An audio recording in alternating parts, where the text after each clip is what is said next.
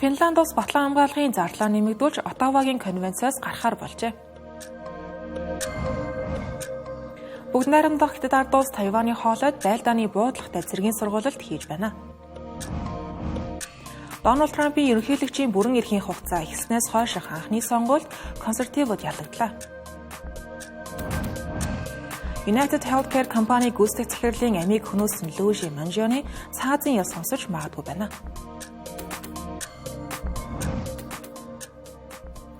Арамын төргийн үзэгчтэй Цэнгэр телевизийн гадаад мэдээний хөтөлбөр эхэлж байна. Та бүхэнд олон улсад өрнөж байгаа онцлог үйл явдлуудаас саяны мэдээллийг томилж өргөнө.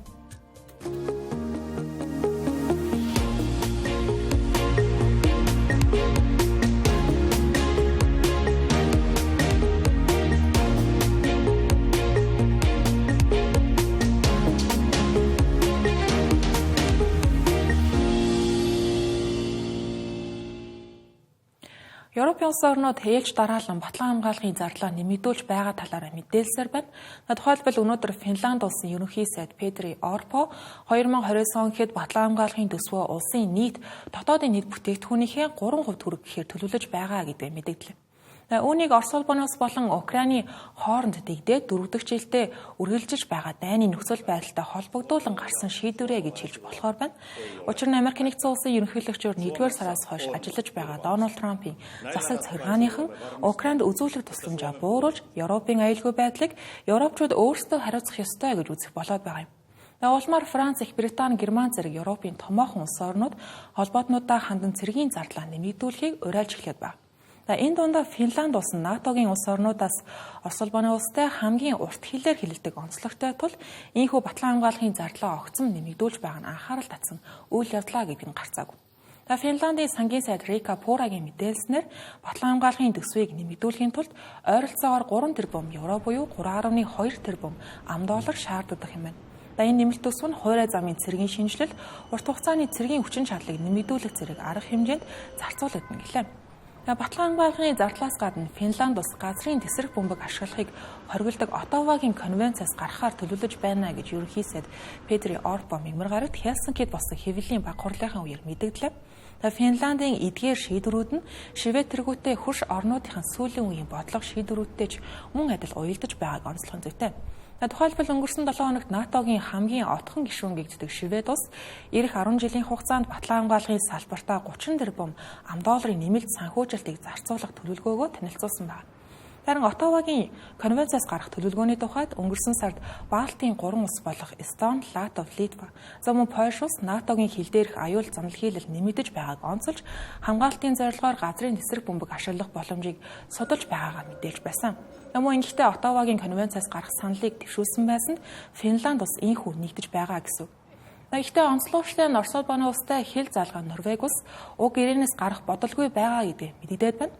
Норвегийн батлан хамгааллын сайд Торе Сандвиг хөрш орнуудынхаа шийдвэрт харамсаж байгаагаа илэрхийлж газрын тесрэг бөмбөгийн хэрэглээ энгийн хүмүүст ямар их хор хохирол учруулдаг болохыг сануулсан байна. Дарин Финландын засгийн газар инхийн цагт ийм төрлийн зэвсэг ашиглахгүй зөвхөн дайн мөргөлдөөн тэгсэн тохиолдолд аюулгүй байдлын үднээс хэрэглэнэ гэх тайлбарыг өгч байна.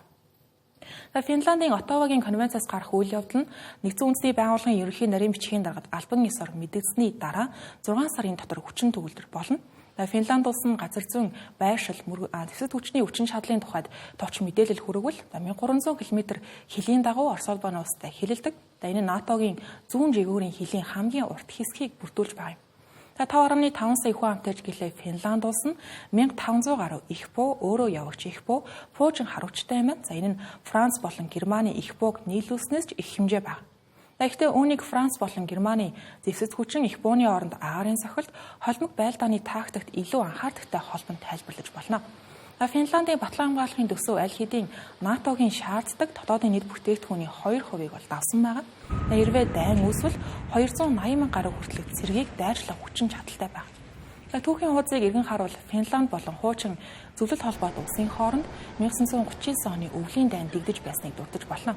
Энэ удаагийн Украинд дэгдээд байгаа дайны тухайд Финланд улс дайн эхэлсэн цагаас хойш Украинд хамгийн их цэрэг зэвсгийн тусламж үзүүлсэн улс орнуудын нэг болоод байгаа лээ.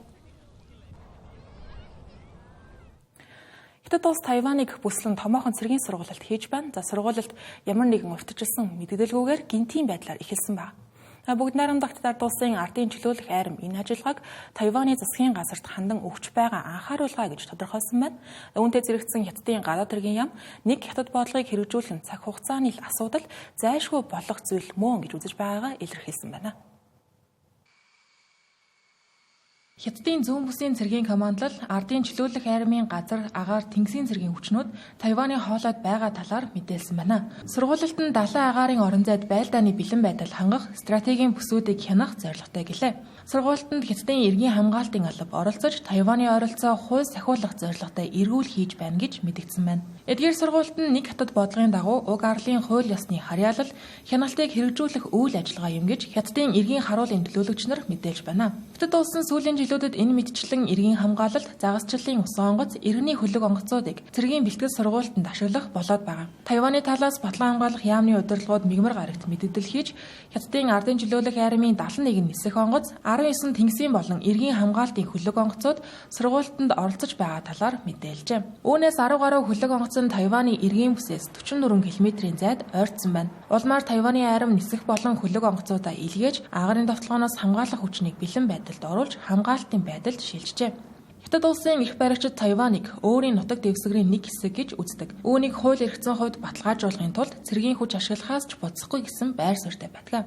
Бээшингийн Тайваны асуудал хариуцсан төлөөлөгч Жон Фэнлян Тайваны тусгаар тогтнох гэсэн оролдлогууд дайнд хүргэнэ гэж хэлж байсан удаач бий.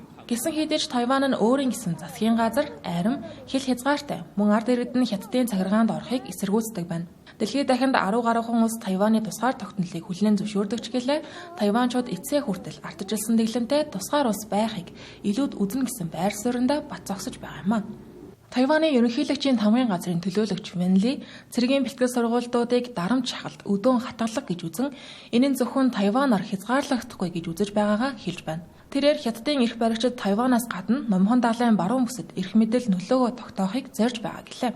Хятадын ардын чөлөөлөх айрам захим сүлжээгээр Тайван руу ойртож байгаагаа харуулсан мөн Пуужингийн цохилт өгөхийг дүрсэлсэн бичлэг постеруудыг цацсан байгааг Тайваны талаас суртал ухуулгын шинжтэй үйлдэл гэж мөн үзсэн байна. Захим орчинд Хятадын зүүн бүсийн цэргийн командлаас цацсан нийтлэлүүдийн нэгэнд нь Тайваны удирдагч Ла Чинтэг шимэгч хорхой гэж дүрсэлсэн дүрс бичлэг орсон байгаа нь Тайваны ард иргэдийн уур бухимдлыг өдөөсөн хэрэг болж байна. Сүүлийн жилүүдэд Хятад улс Тайваны эсрэг олон удаа цэргийн сургуультууд хийсэн ч гэлээ энэ удаагийн гинтийн ажиллагаа нь өмнөх цэргийн сургуультуудаас цар хүрээгээр их гэдгээс гадна Хятадын эрх баригчдын үг хэллэг илүү хурц шийдэмгий болсон байгаа юм.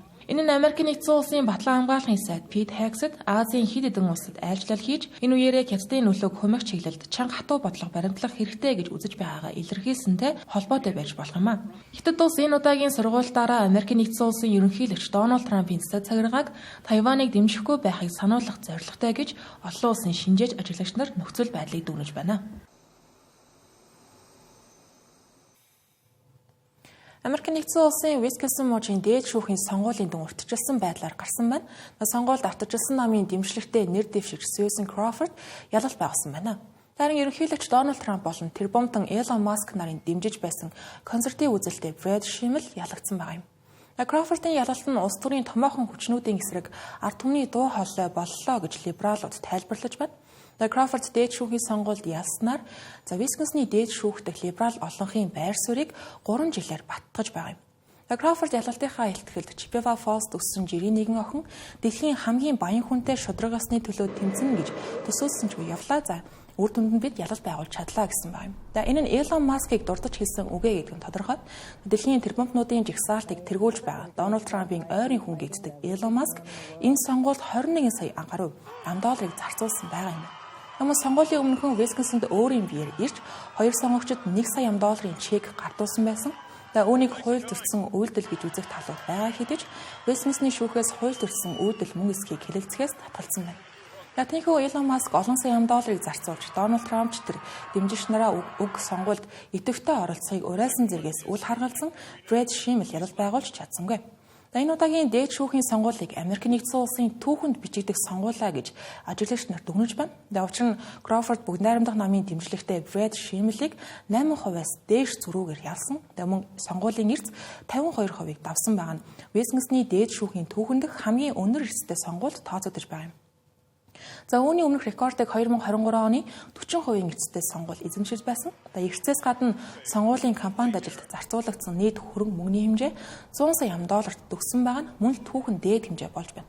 Нийт зарцуулсан мөнгөнд дүн хэдийн 99 сая $1 хүрсэн байгааг шудраг ёсны төв тооцоолсон байна. Үүнд мэдээллийн ихэнд дурдсанчлан Elon Musk-ийн нөлөө их байсан гэдэг нь гарцаагүй. Америкийн нэгдсэн улс төдийгүй олон улс яагаад Висконсины энэхүү дээд шүүхийн сонгуульд анхаарал хандуулж байгаа вэ тухайд тайлбар өгвөл сонгуулийн үр дүн дээд шүүхийг улс төрийн баруун болон зүүнний үзлийн аль нэг тийш 4-3 харьцаатайгаар өөрчлөх чухал сонгуул. Сонгуулийн үр дүнгээс харахад шүүхэд либерал үзэлд авамгайлах болж байгаа нь бол тодорхой боллоо. Мөг сонгуультай холбоотой бас нэгэн чухал зүйл байгаа нь Дональд Трамп ерөнхийлөгч болж бүгд найрамдагчид Конгрессийн дээд болон доод танхимд олонх болсноос хойших Америкийн нэгдсэн улсад болж байгаа хамгийн том сонгуул бол энэ сонгуул аа. Өөрөөр хэлбэл энэ удаагийн сонгуульд Дональд Трампын дэмжигчид түүнд итгэл үзүүлсэн хэвээрээ байгаа эсхийг шалгах сонгуул байсан гэсэн үг. Үүнийг ерөнхийлөгч Дональд Трамп хүлээн зөвшөөрч Висконсин мужид сонгогдож байгаа шүүгчид Америкийн нэгдсэн улсын ирэх дараагийн сонгуулиудын ирээдүйг тодорхойлно гэж мэдэгдэж байсан. Харин сонгуулийн үр дүнгээс харахад Дональд Трампын ерөнхийлөгч болсноос хойш гаргасан бодлого шийдвэрүүд төдийлөн дэмжигч нарт нь таалагдахгүй байгаа нь харагдлаа гэж хэлж болохоор байна. Дээд шүүх одоогоор дараах чухал асуудлуудыг хэлэлцэхээр бэлдэж байгаа юм байна. Үүнд аборт буюу үр хөндөлтөй холбоотой асуудлууд, сонгуулийн санал хураалтын дүрм журам, сонгуулийн тойргийн дахин зохион байгуулалт гэх мэт.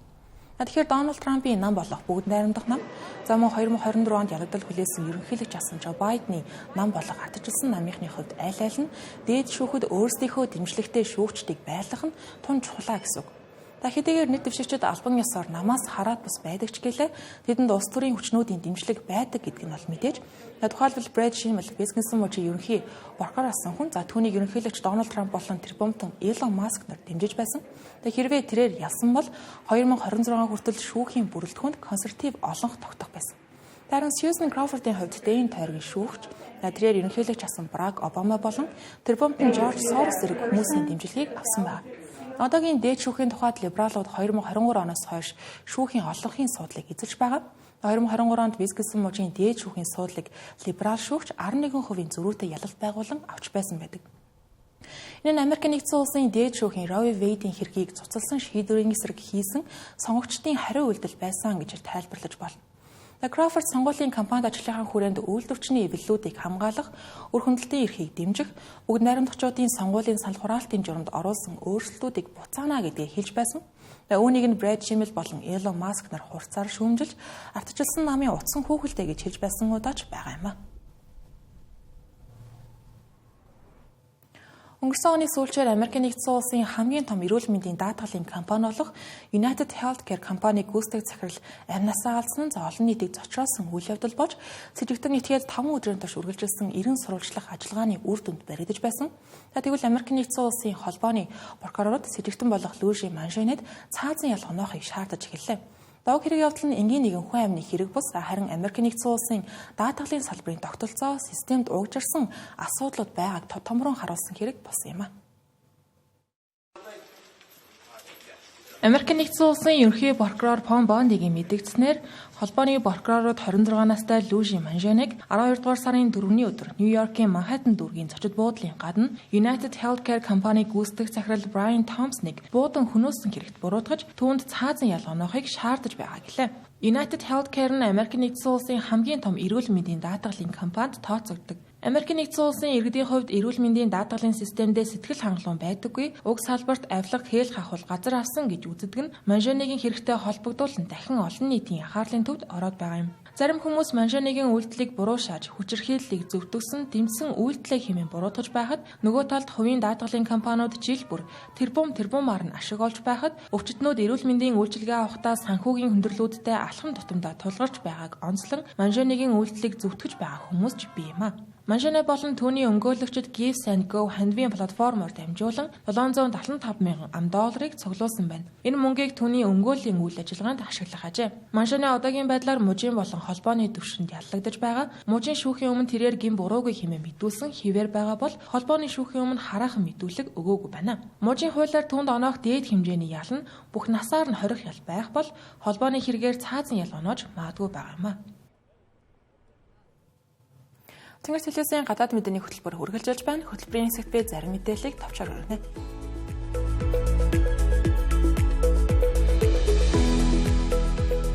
Орос улбаны улсын ерөнхийлөгч Владимир Путин 160 мянган гаруй хүнийг цэрэгт татах зарлиг гарлаа. Энэхүү татлах нь Орос улбаны улсын 18-аас 30 насны иргэдэд хамаарах ба сүүлийн 14 жилийн хугацаанд Орос улбаны улс даяар хийгдэж байгаа хамгийн том цэрэг татлахад тооцогдож байна. Орос улбаны улс нь жилдээ 2 удаа цэрэг татдаг, хугацаатай албан 1 жил үргэлжилдэг байна.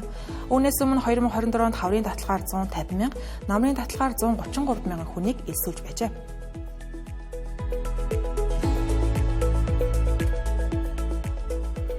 OpenAI компани дүрс үүсгэх функцийг компани чатботын бүх хэрэглэгчид ашиглах боломжтой болсон талаар компаниг үүсгэх захирал Сэм Алтман мэдээллээ. Өмнө нь зөвхөн ChatGPT-ийн төлбөртэй хэрэглэгчид уг функцийг ашиглах хэрэгтэй байсан. Сүүлийн үед олон хэрэглэгчид энэхүү технологиг ашиглан Японы Ghibli студийн хэв маягаар зураг бүтээж эхэлсэн захин орчинд тренд болж компани хэрэглэгчдийн тоо огцом нэмэгдэхдээ зэрэгцэн зохиогчийн эрхийн асуудлаар олон нийт таалцахад хүрээд байгаа лээ.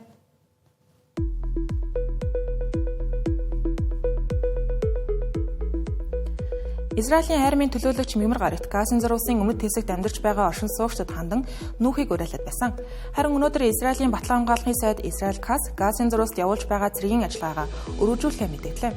Үүний хүрээнд Израилийн арми Газын зурвасын газар нутгийн томоохон хэсгийг эзлэн авч Израилийн тогтоосон аюулгүй байдлын бүсэд нэгтгэхээр төлөвлөж байна. КАС-ийн мэдээлэл уг ажиллагаанд нэмэлт цэргүүд оролцох хэсэг талаар дуртаагүй байна.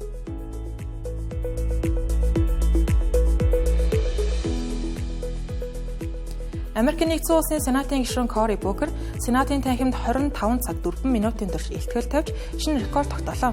Энэ нь түүнийг ерөнхийлөгч Дональд Трампын цацгаргааны эсрэг хийж байгаа тэмцлийнхээ нэг хэсэг гэсэн байлаа. Өмнөх рекордыг 1957 онд Сенатын гишүүн Стrom Thurmond 24 цаг 18 минутын турш илтгэл тавин тогтоож байжээ. Букер илтгэлийнхээ үеэр Дональд Трампын бодлогоос болж хохирсон иргэдийн загтлыг уншиж байр суурь илэрхийлсэн байна.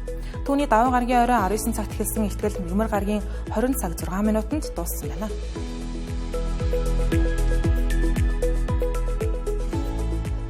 Цэнгэр телевиз гадаад мэдээг үзүүллээ. Анхаарлаа хандуулсан баярлалаа.